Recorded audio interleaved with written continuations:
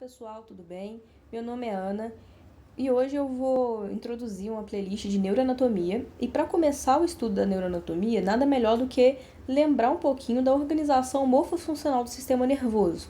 Para isso, a gente vai precisar lembrar um pouquinho de alguns conceitos da embriologia. Embriologia, basicamente, é a junção de dois termos: êmbrio, que significa origem do ser, e logia, que significa estudo. Então, a embriologia é o estudo da origem do ser. E falando de embriologia e origem do ser, vamos lembrar dos folhetos embrionários, sendo o que hoje vamos comentar do ectoderma, que é esse folheto mais externo. O ectoderma, a partir ali da 20ª semana de gestação, vai passar por um espessamento, formando o que a gente chama de placa neural, que é basicamente uma placa retilínea, que está representada por essa primeira imagem que eu coloquei, o número 1. A placa neural vai sofrer uma curvatura, ou seja, um afundamento, que vai formar, então, o sulco neural. Vou colocar 2, eu coloquei 3 aqui, é 2. Então, vai formar ali o sulco neural. O sulco neural vai passar por um aprofundamento, formando o que a gente chama de goteira neural.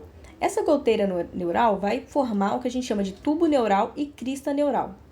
Coloquei essa imagem aqui para representar. Isso aqui e isso aqui são chamados lábios. Esses lábios vão se juntar, formando o tubo neural, formando essa cavidade aqui.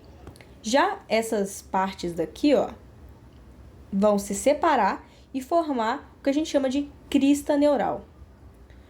Eu vou falar posteriormente um pouco mais sobre a crista neural e o tubo neural. Primeiro eu vou falar do tubo neural. O tubo neural, ele vai formar o que a gente chama de sistema nervoso central, que são as estruturas que ficam alojadas dentro de ossos, como por exemplo, o cérebro e o encéfalo, no caso, e a medula, o encéfalo ficando dentro da calota craniana e a medula dentro da coluna vertebral. Então, o tubo neural vai formar o sistema nervoso central e ele se fecha do meio para as extremidades. Além disso, forma dilatações.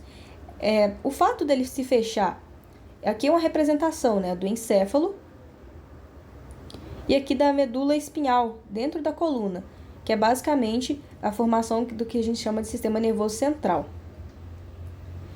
E o fato dele se fechar do meio para as extremidades, então aqui é o meio e aqui seria a extremidade do crânio e aqui caudal, é muito importante. Por quê? Porque defeitos nesse fechamento podem causar alguns distúrbios de formação mesmo, como por exemplo a anencefalia, que é essa primeira imagem, a espinha bífida, a meningocele e o mielomeningocele, que são essas imagens aqui. Além disso, existem dilatações do tubo neural que são extremamente importantes para a constituição do sistema nervoso. Essas dilatações, primeiramente, são essas vesículas primordiais, chamadas de prosencéfalo, mesencéfalo e rombencéfalo. E aqui abaixo, mais caudal, seria a medula espinhal, a formação da medula espinhal. Eu vou passar para a próxima imagem porque ela é mais completa. Então, a gente tem aqui o tubo neural, passando por dilatações, formando as vesículas encefálicas primárias, aproximadamente ali na 4ª semana. E essas vesículas são o prosencéfalo, o mesencéfalo e o rombencéfalo. O prosencéfalo vai formar o que a gente chama de telencéfalo. O telencéfalo é basicamente o córtex cerebral e os núcleos da base, que tem funções como, por exemplo, controle de movimentos, controle da fala. O diencéfalo, que é basicamente tudo aquilo que termina com tálamo, então a gente tem o tálamo, o epitálamo, o hipotálamo e a gente tem também o mesencéfalo. O mesencéfalo ele não passa por nenhuma outra constituição, ele se torna mesencéfalo também, então ele continua como mesencéfalo. E a gente tem o rombencéfalo, formando o metencéfalo, o mieloencéfalo. O metencéfalo forma o tronco encefálico e a ponte, e também o cerebelo. Já o mieloencéfalo forma o que a gente chama de bulbo. Então, o metencéfalo, ponte e cerebelo, e mieloencéfalo, o bulbo. Aqui já é uma imagem para representar onde isso fica no embrião e no feto. Então, aqui seria o rombencéfalo, aqui o mesencéfalo e aqui o prosencéfalo. Aí aqui vem para diferenciação, então telencéfalo e diencéfalo. A junção de diencéfalo com telencéfalo forma o que a gente comumente chama de cérebro. Então, aqui tá dando para representar bacana, né? Aqui seria o cérebro.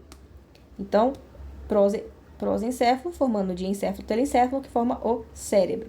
A gente tem também o mesencéfalo, que seria o próprio mesencéfalo mesmo, não tem nenhum outro tipo de nome aqui, ó, representado nessa imagem que fica melhor.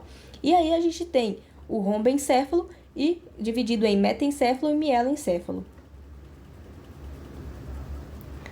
Agora eu vou falar um pouquinho sobre a formação da medula espinhal. Ela não é tão cobrada assim em provas e coisas do tipo, mas eu acho bacana falar um pouquinho. A medula espinhal vai ser formada por essa parte mais caudal aqui, ó, do tubo neural. Essa parte aqui, ó. E ela é formada através de lâminas. E como ela faz parte do tubo neural, ela também está dentro do sistema nervoso central. Aqui é uma imagem para mostrar melhor essa parte mais caudal formando a medula espinhal. E aí, o que é mais importante lembrar dessas tais lâminas? São várias lâminas, a chamada do teto, o assoalho, aí a gente tem a placa basal, placa alar, ou lâmina basal, você pode chamar das duas formas. E por que é importante? O que tem de importante para lembrar dessa, que eu coloquei aqui em vermelho, dessa placa alar e placa basal? A placa basal vai estar relacionada com axônios motores, ou neurônios motores. Já a placa alar está representando ali neurônios sensitivos. Então, é basicamente isso. O basal está relacionado com neurônios motores e a alar está relacionada com neurônios sensitivos. Agora eu vou falar um pouquinho sobre crista neural. A crista neural, diferente do tubo neural, ela está relacionada com o sistema nervoso periférico. E, além disso, ela também pode formar estruturas que não fazem parte do sistema nervoso. A crista neural, inicialmente, é uma estrutura contínua, mas que passa a ser fragmentada, como mostra na figura. Inicialmente, ela está contínua e passa a ser fragmentada. Após a fragmentação, a crista neural vai chamar o que a gente chama de gânglios espinhais. Esses gânglios espinhais formam os neurônios chamados pseudo-unipolares. Esses neurônios são neurônios sensoriais que transmitem informações sensoriais provenientes de outras partes do corpo. E eles vão chegar no corno ou coluna, não sei como vocês chamam, dorsal ou posterior da medula, que está relacionada com sensibilidade, como propriocepção, sensibilidade vibratória. Além disso, a migração de células da crista neural, formando o que a gente chama de meninges, como a dura mater e a aracnoide, que nos próximos vídeos eu vou explicar o que é.